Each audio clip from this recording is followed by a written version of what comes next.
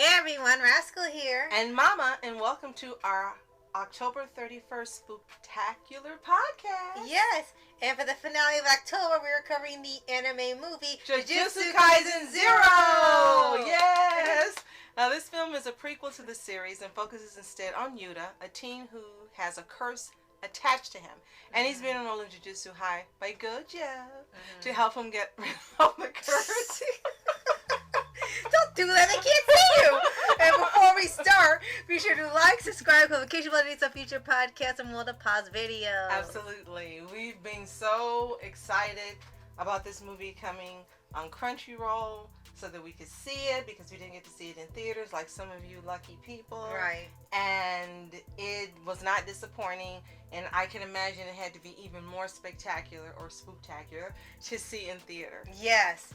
And around the time this movie first came out, we actually had not even started watching JJK. I was just like, gotta see that. That looks great. Gotta watch it. Gotta watch it. Yes. Gotta watch it. Yes. And now we've watched the first season and the movie, and we're currently reading the season 2 of the manga. Right. So we're ahead of everyone else. So yes.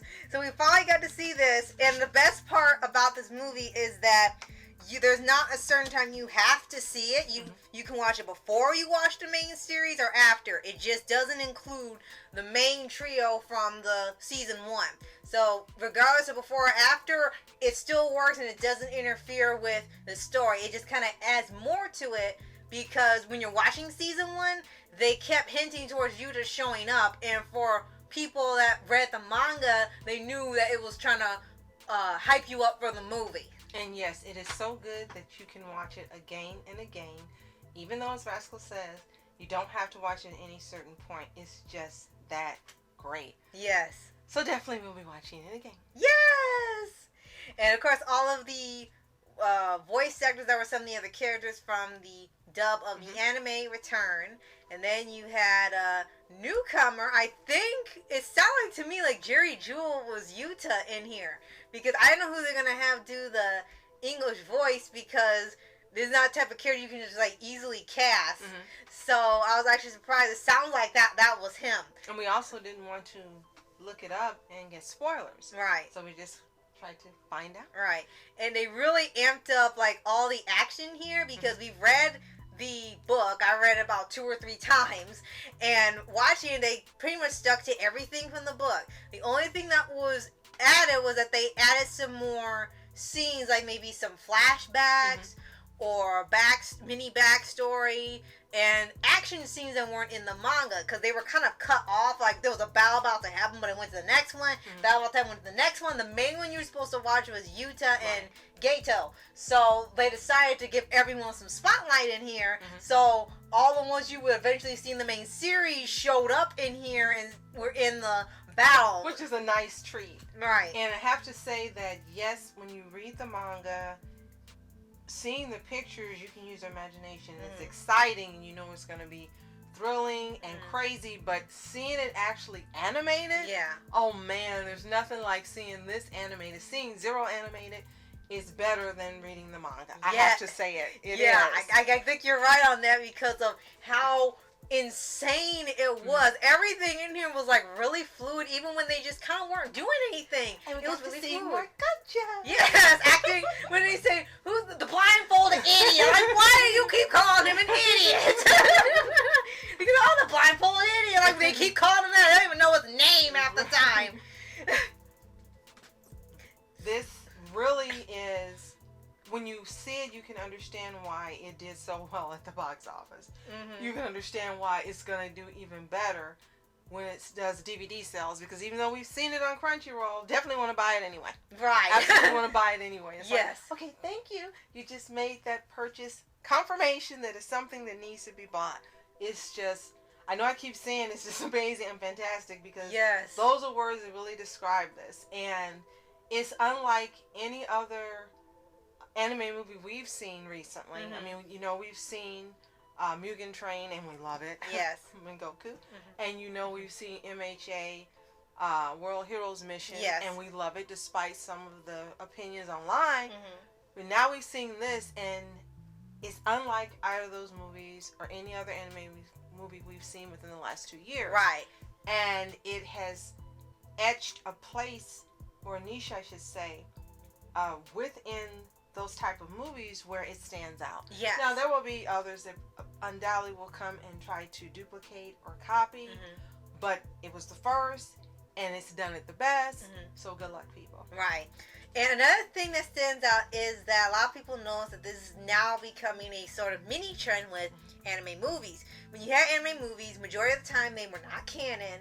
They were in between stories, between arcs, and they were standalone, grand, big adventure that you knew didn't happen in the manga, but you enjoyed seeing more content anyway. And they didn't interfere with the story at all because majority of the time they did not happen. They were just sort of like what if stories. But after Mugen Train and now Zero, now companies have started to do this thing where they're adapting arcs of the story and putting them in movie format. Mugen Train was season 2, but they made a movie first and then add extra stuff for the season 2 premiere. And it's all right on episode. Right, and it's all canon. For Zero, it's a canonical story. It just still works as a standalone prequel, but it still connects to the anime and the manga, and you know it's canon. But it was so huge that it stood on its own. It didn't have to be seen or wondering, is this going to be canon? Is this going to interfere with this? And it doesn't. It's just all canon, and you know, and it's part of the Hype Force, another canonical anime thing, and it's not something made up. And it also does something else I think is pretty wonderful, is it gives a spotlight to some other characters that aren't as spotlighted in the regular series. For example, the MC, of course, is Yuji, Isidori, and most of the focus is on him, and Nobara, and Megumi, and Gojo. Right. And then you know these other characters exist, and they come up in maybe an arc or a plot, but they don't get that attention. Well, in this movie, Gojo gets a real big lump of time. So does what's the girl's name? Maki? Yeah, Maki, thank you. And Salmon, Kelp, Unumaki, and Panda. Yes. Who's a panda? So they all get some extra love in this movie itself. They are the stars. Right. And a lot of franchises don't do that. You know, once they have an MC, they want to stick to that person or those characters that are the main, and they don't want to give attention to the others. They stay secondary or background characters. Well, in this movie, they move forward to the main character. Right. And then Yuta ends up being a new main character. Right. And then the background characters are the villains. Right.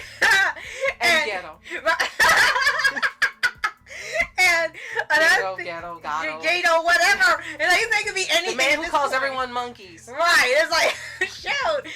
And in here, Gato is after Yuta because he wants Rika. He wants the curse, so he'll manipulate multiple curses and have a huge abundance of power. And if he got that curse, this would be a whole different manga and anime. It would be a whole different story. Right. And that pretty much is the villain's goal in here, and they really built up to it as it goes on. They really don't come into play until like maybe the last 30 or 40 minutes of the movie. And here is mostly focused on Yuta and joining the school, learning how to break the curse, how to use it to the benefit in battle. And it actually becomes sort of, I think it was supposed to be funny, but not in like the way you laugh at Itadori and stuff and them saying just weird things. It's like the whole time you're seeing Yuta, majority of the movie, you're kind of like, he needs like therapy, he needs some rest. Yeah. And he's got the same dark circles around his eyes like, as Itadori. He needs to and I remember sleep. you said, and you said, I didn't even notice it. I'm like, he's got the same dang circles as Yes, Itadori. yes. And what's funny is that every time, like, I made this one thing when we were watching AOT for season 4, the sort of final season, is I kept telling Levi when they really changed the design, he looked like he hadn't slept in like 5 years. And then here it looked like Yuta hasn't slept in 10 years, and he's always just looks like I want to go home the whole time. And I was like, I know everything he's been through is really rough, and you understand that is serious, but sometimes you just look at his design and half the time you just want to give him a pillow, let him go to sleep, because it looks like he's just stressed. He's stressed 24/7. It's gonna be okay. That's true. So the animation, of course, spectacular. The storyline, spectacular. And as you mentioned, just almost one for one with some extra stuff added for the movie. Right. That was a welcome addition. Right. Unlike sometimes you go, why they do that? You're like, more, do more. Right. It lasted almost, well, not 2 hours, almost an Nearly. hour and 45 minutes, Yeah. an hour and 44 minutes. Yeah. And you got to see a nice intro, and you got to see how the movie ends. You're still left with a cliffhanger because you're wondering how Yuta's gonna come into all of this if you haven't read the manga. Right. You're wondering how he's gonna end up making an appearance in the regular series itself. Right.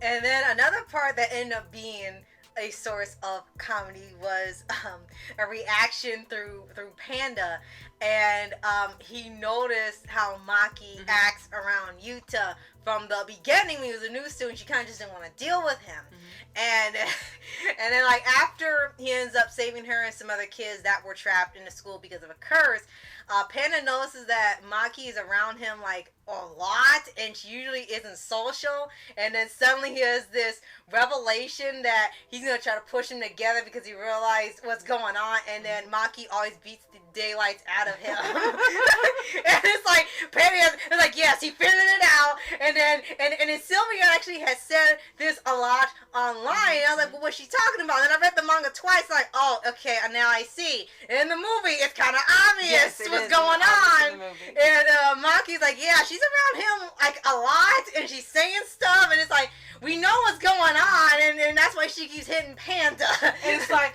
the way she talks to him is like, okay, she doesn't talk to anyone else like that, and she's being abrasive and domineering. There's another way to put it, right? But she doesn't do that to anyone else. It's like, okay, all right, this is like Toradora. Okay. Yes.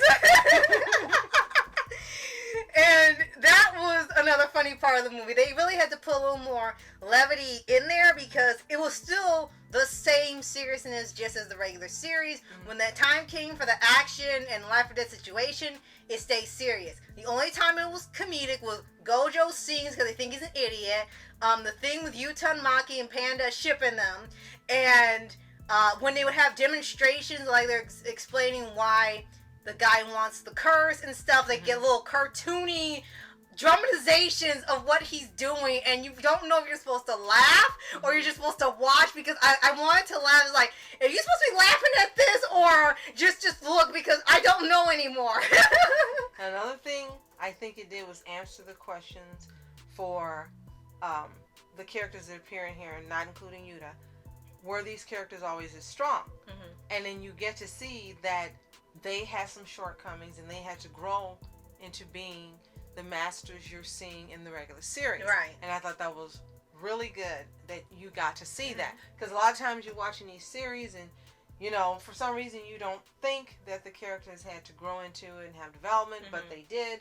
And you got to see Yuta actually be a hero in here. Yes. And he was the newest person going to the school. So you got to find out what special grades are, you know, have a little more explanations for those. We got to see Gojo be a little more goofy and crazy as he is. Right. And you got to see, for the first time, them seeing him without a white blindfold. Right. They didn't know who the heck he was. Right. Like, and I was like, who are you? I'm your good-looking teacher. And they're like, no, you're not. So this is a great movie to watch, as Vasco said. Even if you have never seen the series, watching this movie will not impair or hamper it. It will answer some questions that you might have later, and it'll give you an excellent reason to get into reading the manga or watching the series. Right. So if you've seen JJK 0 or Jujutsu Kaisen 0, the movie, let us know what you think in the comments below, Sylvian. Yes! We know it had to be better watching in theater, so let us know the benefits of seeing it in the theater versus on a smaller screen. And if you haven't seen it, it's available exclusively on Crunchyroll to stream, or you can purchase it in stores. We're not sure where or how much, but we're going to get there as soon as possible and buy us a copy. Yes.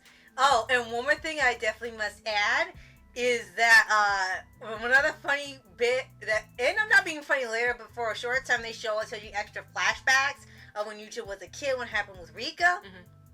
Well, then you see he has a ring on most of the movie. Well, he actually pulls it out later in the movie, and they show you that it was engagement ring, and I almost Where laughed. did this kid get this ring? Yeah, why would you buy that? And how did she buy it? Yeah, Rika had apparently bought it and said they were gonna get married, so she got him a ring for later. And I was thinking, like, I'm telling you, in Japan, they don't play. She's 10. She's already decided she wants to marry him. And all I kept saying was Kashima, Kashima, Kashima. All I was thinking during that part. Like, and like, yeah, these people in anime, like, they'd be 10 years old. They decide who they're gonna marry in 20 years.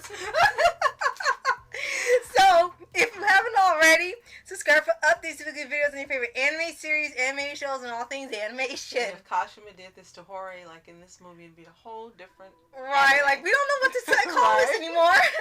But thank you so much for watching and listening. We appreciate your support. And if you want us to check out your channel, leave us the name of it in the comments below. Better yet, leave us a link so that we can click on it, check it out, and give you a follow as well. And if you are engaging in activities for October 31st, Spooktober, let us know what you're going to be up to in the comments below as well. We like to find out what you're going to be up to. Yes. What are you going to be watching? What are you going to be doing? Are you going to be rewatching some old favorites? Are you watching some new ones? Are you going to watch JJK0? Alright, or the main series all over again. Yes, let us know as well. So, thank you so much for watching. I'm Entertainment. And I'm Mom Entertainment. Have a fantastic day. Peace.